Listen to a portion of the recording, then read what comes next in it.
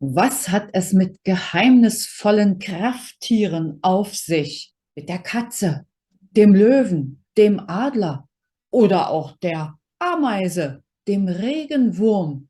Wie können sie uns auf unserem Weg Hilfe und Unterstützung geben? Und gibt es ein persönliches Krafttier? Schon in früheren Jahrhunderten und Jahrtausenden haben die großen Herrscher dieser Welt vor schwerwiegenden Entscheidungen, vor Kriegen zum Beispiel oder anderen Auseinandersetzungen, aber auch wenn es darum ging, den weiteren Weg zu skizzieren, sich an Magier, Wahrsagerinnen, Kartenlegerinnen, Zauberer, den Medizinmann oder die Hohepriesterin gewandt, um Unterstützung für ihre Gedanken und einen Ratschlag zu erhalten. Und das einfache Volk, der einfache Mann, die einfache Frau, haben den Segen wiederum ihrer Herrscher erbeten oder auch einfach zu ihren Göttern gebetet, um Unterstützung zu erhalten. Und sie haben, anders als wir heute, sehr intensiv auch auf die Zeichen der Natur geachtet.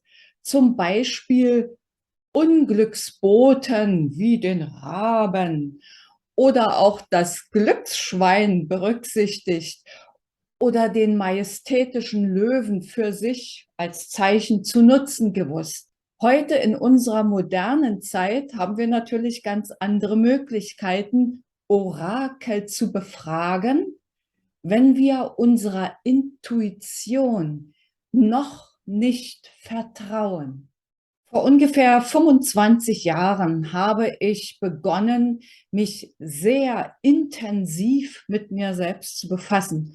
Das hatte zum einen etwas zu tun mit meiner Tätigkeit als Trainerin und Coach. Insofern waren es auch jede Menge Persönlichkeitsmodelle, insbesondere DISC, aber dann auch ganz viel mit den etwas anderen Möglichkeiten zu sich zu finden, seien es Enneagramm oder Kartenlegen, Orakel befragen, Handlesen und was auch sonst ihr euch immer darunter vorstellen könnt.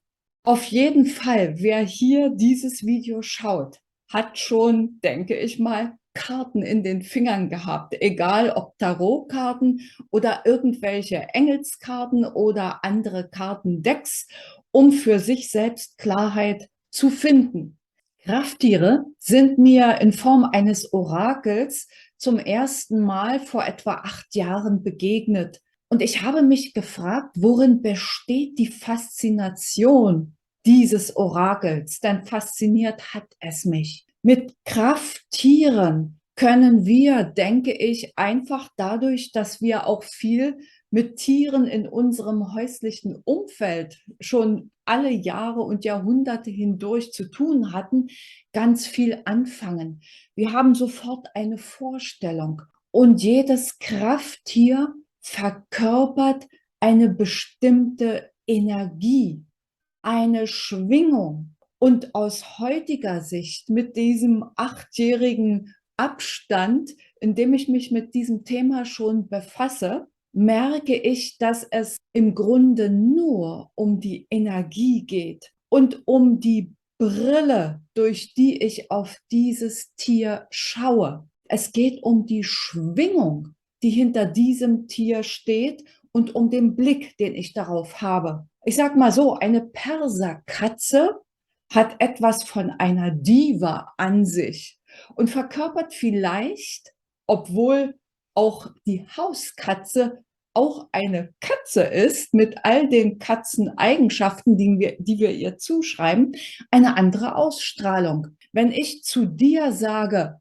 Katze, dann hast du ein Bild vor deinen Augen. Und es macht einen Unterschied, ob du durch diese Brille schaust oder durch diese. Insofern bin ich der Meinung, dass die Botschaften solcher Orakelkarten zwar sehr hilfreich sind, insbesondere für den Anfang, wenn ich starte, mit so etwas zu arbeiten, jedoch auf Dauer betrachtet es vielmehr darum geht, was verbindest du ganz persönlich mit einem Tier. Insofern reicht es, wenn du dir das Bild anschaust oder wenn du einfach vor deinem inneren Auge, deinem inneren Gefühl, deinem inneren Ohr etwas entstehen lässt, was du mit diesem Tier verbindest.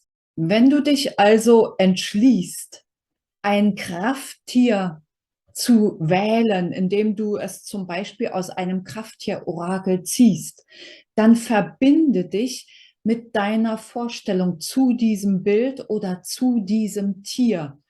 Im Grunde trittst du dann in das Energiefeld dieses Tieres, was es für dich symbolisiert, als ein Symbol ein und lässt dich dadurch auf deinem Weg unterstützen. Eine Frage steht noch aus. Wie ist es mit einem persönlichen, dauerhaften Krafttier? Ich sag dir was, es liegt in deiner Entscheidung. Wenn du der Meinung bist, dass du ein persönliches Krafttier hast und dich dafür entscheidest, dann ist es dein persönliches Krafttier.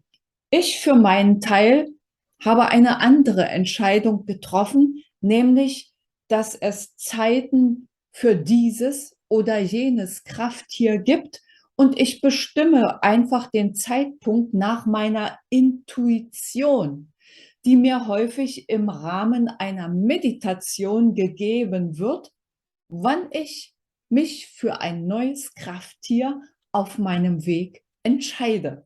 Wie immer hoffe ich, dass dieses Video dich inspiriert, dich mit dem großen Thema der Krafttiere auf deinem Weg zur Unterstützung zu befassen. Ich wünsche dir viel Spaß und Erfolg dabei, eine gute Zeit und bis zum nächsten Video. Tschüss.